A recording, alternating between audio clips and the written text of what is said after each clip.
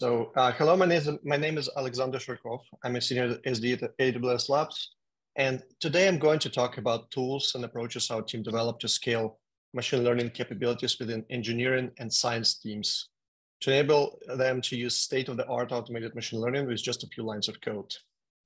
We're also going to touch on a unique perspective, how to build a better computer system based on the modern open source system and algorithms. So before I start, I'd like to give a credit to my team. It's a joint effort of a large number of people, scientists, engineers. Our contributors are from AWS, NVIDIA, Intel, UC Berkeley, plus many independent contributors. The very first question I want to ask is, why would you care about AutoML? It is clear that AutoML is not a silver bullet nor a golden hammer, at least not at the current level of technology and development. So why wouldn't you hire data scientists and get best possible custom solution you can afford? And the answer is very simple. We don't have enough people to work on data science problems. And to scale data science and allow few trained professionals to focus on the most impactful things, like to move science forward, the massive amounts of boring tasks needs to be somehow solved and deployed into production. So here you see some stats about supply and demand imbalance in the field. So there are roughly 400 PhDs graduated every year in North America who can do advanced machine learning. Only about 2/3 of them will consider join the industry. Similar picture in computer science undergraduates. So our answer to this problem is to be the force multiplier and give machine learning to engineers, especially those who never did machine learning before. And the second one is to automate boring parts that data scientists can focus on more important and impactful problems. The very first thing you do when you build such a tool is to understand what's the right level of abstraction. If you bring the market analogy, when you need to solve your commute problem, get in the car is one of the ways to do it. When you want to buy a car, you go and search for a car. However, if you try to shop open source machine learning tools, this is what you get. So the industry is building low-level Lego pieces and inviting you to become a mechanic rather than a driver. And in many pieces, these components are built by Formula One racing teams and expect you to have a background in mechanical engineering and material science. So there's nothing wrong about mechanic in this problem. This is not the point. Our focus here that to think about what user really wants. And the user wants to get from point A to point B with the least amount of effort. An engineer working full-time has limited amount of free time to try and experiment. So if you want to help, the best thing you can do is to get the right level of abstraction and reduce friction with existing tools and infrastructure they have. So our team built state-of-the-art AutoML tool. It is open source. We have about 5,000 stars on GitHub and 3 million downloads on PyPy. And when we say it's a state-of-the-art, it is actually a rigorous claim, which is independently verified by AutoML community publications. So AutoGlone, which is leftmost bar in this bar charts, delivers the best results versus all the competition on classification and regression tasks. And the framework is most accurate and robust. So this means it has less failures than all other frameworks. This evaluation was performed on a benchmark which consists of 110 different data sets covering a wide variety of tasks. And because users can choose how much time they want to spend on the machine learning tasks with AutoML frameworks, the benchmark is evaluated on different time budgets. In this case, is 1 hour and 4 hours. One thing is important when you build a generic tool for a wide range of customers. Everyone has different priorities. So some users want best possible predictions. Others want very quick iterations. So when you're cleaning the data, for instance, you want to try as many experiments and changes as possible. And finally, many users have very hard production latency constraints. So the way to look at the solution in a single chart is presented in the different options on the Pareto frontier curve. Higher in this chart means better accuracy, while closer to the left means faster inference. So depending on what's important to the user, there should be an acceptable option represented as a point on this frontier. This is a responsibility of framework designer to give this kind of options to users. And we built on the back of strong results delivered by many open source projects. These are primarily like algorithms like LightGBM, XGBoost, CatBoost, and scikit-learn. And as with many tools, this project shows strength in different areas and on different data. And what AutoGleon brings is a layer above them to unify access for each of them behind the simple API.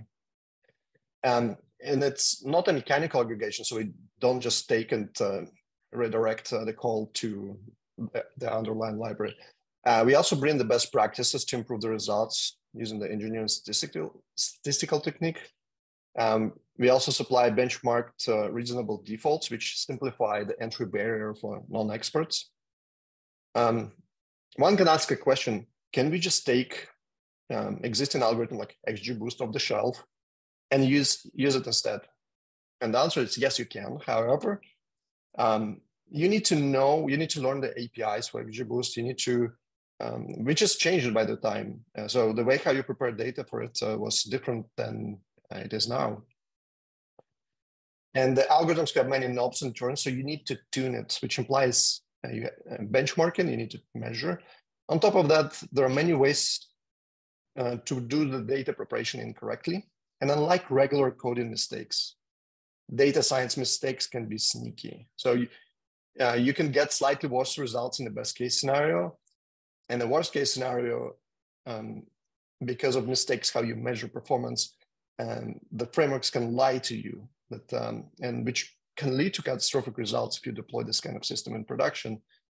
My point that you need to know how to correctly use those libraries, and you need to know the data science best practices to apply it correctly.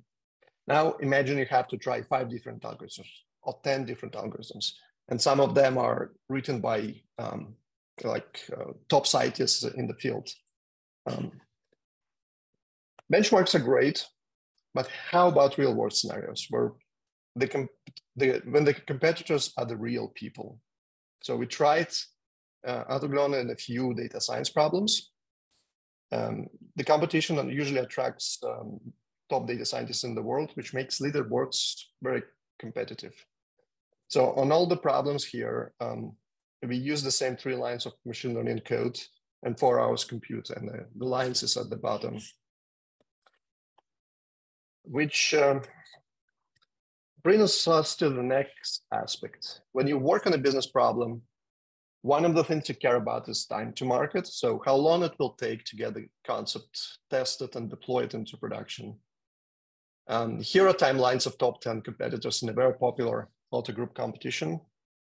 It took about 4 to 6 weeks of work for the top tier data scientists. So versus number 10 is kind of celebrity in data science at that time. So this person invented many techniques in modern machine learning. But you can see that it took the best scientists in the world 4 to 6 weeks to get to the performance level where today AutoGleon 0.4 gets in 4 hours. Experience Kegler would mention here, but this competition happened 7 years ago, and lots of tool changes over time. The progress was made in hardware and algorithms. And my answer is, yes, you're absolutely right. The things are getting easier over time. So 12 years ago, building a large linear model was a PhD level of work. 5 years ago, undergrad could do this task. It would take PhD to get a deep learning network working. In 2021, the state-of-the-art machine learning models can be ran with just 3 lines of code. So the time between the research publishes the model waits to public infrastructure, and then you can use it is just a few weeks.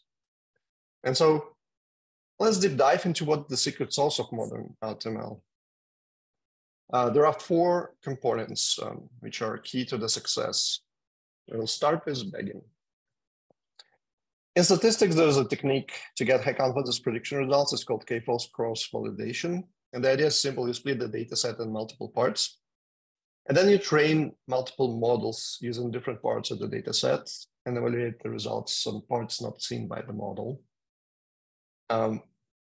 You can ask, why can't you just train and measure the performance on the same data? Well, ML algorithms can memorize things you showed them.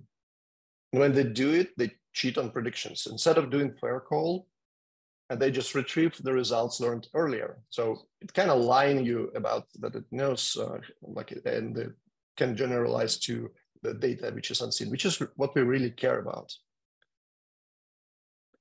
So it is nice that we got this accurate model error estimates, but didn't we just wasted 5 times more resources to do it? And can we use all the data? Can we use all the models? So we trained 5 models here. The answer is yes. Since we trained the model in different parts of the data sets, they're all slightly different. We can get predictions and just average them. And this operation should produce higher quality results because of a reduction in variance. The reason why it works, each model have errors, but because errors are uncorrelated, so this means they are in different directions. And models sometimes wrong, but they're wrong in, like if you represent the error as a vector and the vectors are in random directions. So if you think about errors as a scatter of multiple dart throws, variance would define how big is the scale scatter of the circle. And average and multiple throw will consistently give you much better estimate where the center is. Obviously, this work, there's no bias present. And when I say this, this means if you throw the darts in a wrong direction, it doesn't help if we are very accurate at like hitting the same spot. So the backend in a nutshell is this technique to get multiple models and then use average to get the better results.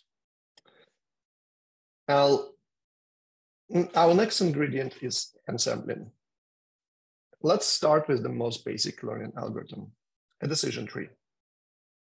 The way how it works, you just sample some data from the training data, then you build it using some information theory tricks, and you build a tree of splits on that data. And there are ways to do this efficiently, and this is what actual algorithms implement. And in the end, you would get a structure similar to a bunch of nested if-else condition, which would answer a given question. If you repeat this procedure multiple times in different samples, you would get many different trees, so hundreds of this. Can we use somehow, the dilemma here is, do we pick the best one? So one of them must be the best one. Or can we somehow use all of them? And the answer is, we can actually get better results if you use all of them. And the way how it works, each one will do the prediction, then we collect all the votes and go with the majority vote. If you apply this algorithm, you've got your first ensemble, a random forest. It is a composite algorithm, which is using the parts to get much better prediction than individual parts. So in random forest, we use the same algorithm but different data to train the model. And that's how we get slightly different models. And so we get this diversity in the models. But really, we don't have to use the same algorithm. We can try neural networks, we can try KNNs, some proprietary algorithm. Some of the algorithms can be even a bunch of if-else statements developed by your expert teams. And so when working on data science problem, we don't know in advance what method would be the best at solving the problem. So the key thing here is to try many options and in many configurations, because each of these algorithms can be tuned. And so one of the examples, if you take k-nearest neighbors, in many cases, it's not the best algorithm to use, but the once in a while, it pops into problems with the spatial information and produce really good results. The point here, unless you try it, you won't know. And so if you take this algorithm off the shelf, if you're data scientists, the main dilemma here is, are you going to write all this code and try if it works, or focus on some other method which has higher probability of success and like proven to work on many problems? When you have lots of these algorithms prepackaged in AutoML, then you don't really have to make this choice. You can just ask, try them all. So why does ensembling work? As I mentioned before, different architectures see and use data in different ways. So decision tree cut the space along the axis. Neural networks would warp the space using the shift, twist, fold operations. K-NNs would look what neighbors nodes doing. And so when we average and we actually mixing the decision boundaries in different proportions. So in this picture, we can do things like, give me 40% of tabular model. Tabular means like you can think about Excel spreadsheet and the values for each of the rows. And then 30% of the text model. Text model would take freeform text and then do predictions. And 30% of image model. And you suddenly create a new perspective. If you look at this picture, you can see how mixing created much more complicated decision boundaries. When I say decision boundaries, these are like places with the same color. So one of the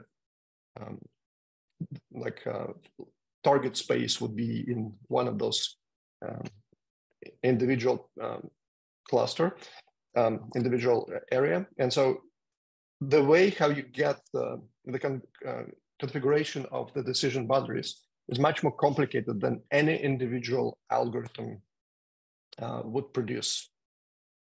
And yeah, this brings the power of each algorithm into the same model. So next ingredient is stacking. So let's look at what else can we do to allow the models to share more information than just mixing, because we just only mixing. So there's ways to enhance information sharing between the models. Imagine we take different algorithms, random forest neural networks, text models, image model, your own model, and get those additional predictions on the training data as meta features. So when we look at the backend picture, there was predictions on the training set on the right. Because we do backend, we can get unbiased prediction. And so we can get those additional predictions and join with original regular feature and train the next layer of models. Now, suddenly the stack layer models see what other models from the base model, and they can improve their predictions because they have inputs from all other base models. So suddenly your tabular model sees what text and image model sees, and you get much better results. And so for many years, this technique was heavily used in competition settings, so like Kaggle competitions, but it was generally ignored by research team because there's not much novelty, and by the industry, usually with unfounded argument, it must be slow. Well, in practice, it's really not, and latency in many cases, it's a trade-off.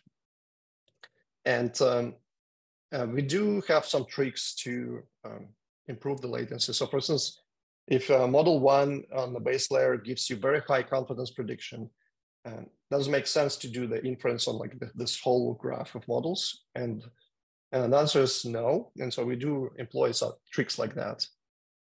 And depending on the configuration, you can do or not do this, and this will give you different points in the Pareto curve and allow users to choose what works for their problem.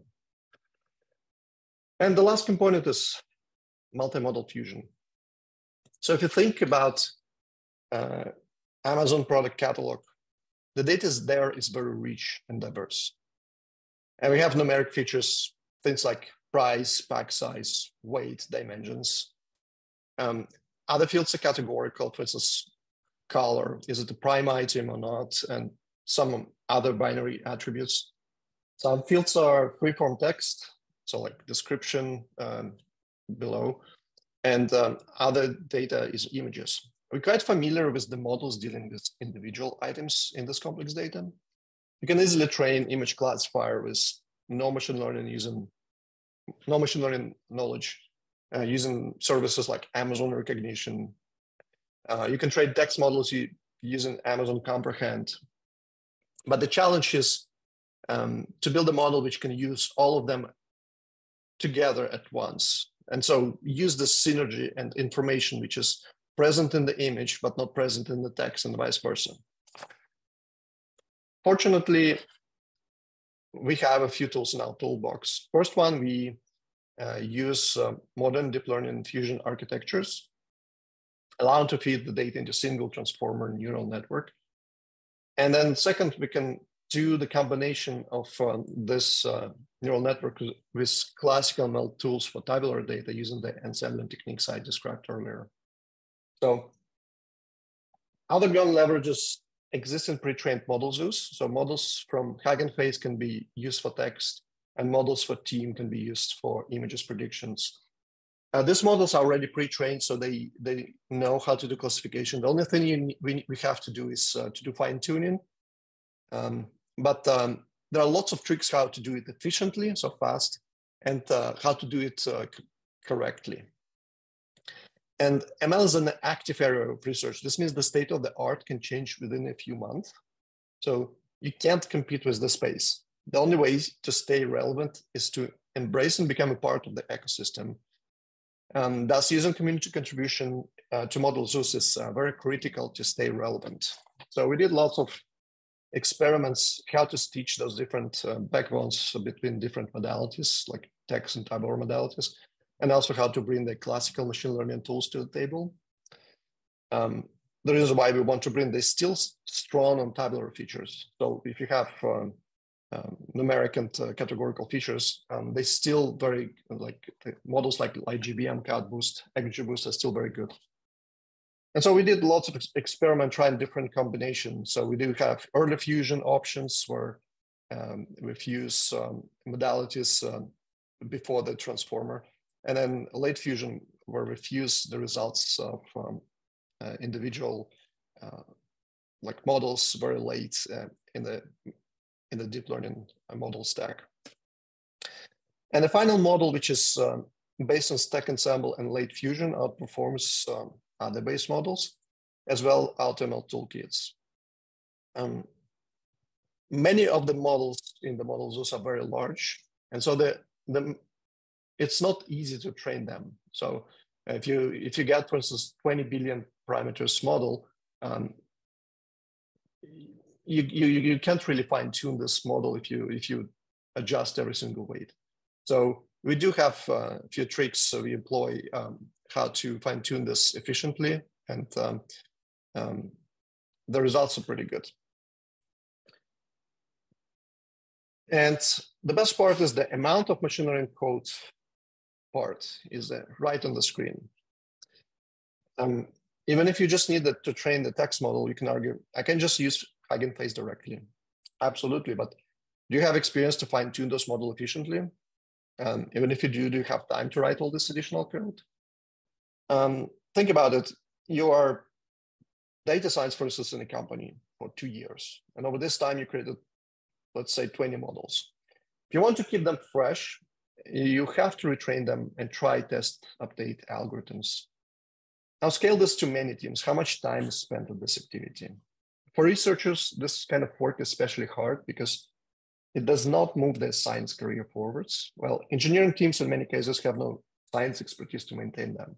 So deploying the most recent version of text model needs some expertise and understanding what these models are. So for industry, AutoML is kind of a necessity. And before I wrap up, I'd like to bring a few major questions we have to ask during the development of this project. So the first one, what actually makes the product successful? How big is your target user base? And then can you keep up with the pace of open tools? Would you build your own secret sauce for the problems, or would you embrace existing ecosystem? And would you be able to sustain the development efforts of a long time frame? Who are your customers, and what do they really need? How many personas? So is it the novice users, or is it the experienced? And those kind of customers would have different needs. And finally, how do you go from 1 to 10 to 1,000 users? How do you scale your development offers as a project grows? if you're working on this project alone, it doesn't scale, and very quickly will be overwhelmed. And how well your tools integrate with existing ecosystem. Thank you for this opportunity to speak here. AutoML is integrated natively in Amazon SageMaker. It can run locally and in the cloud. I encourage you to try it today with some of our newest features in 0.5, like multimodal fusion and support of time series forecasting. And we're excited to see all the unique models AutoGluon helps you to train. And as usual, we are open source. We're always looking for external contributors. And if you're interested, come and join us at the GitHub. Thank you.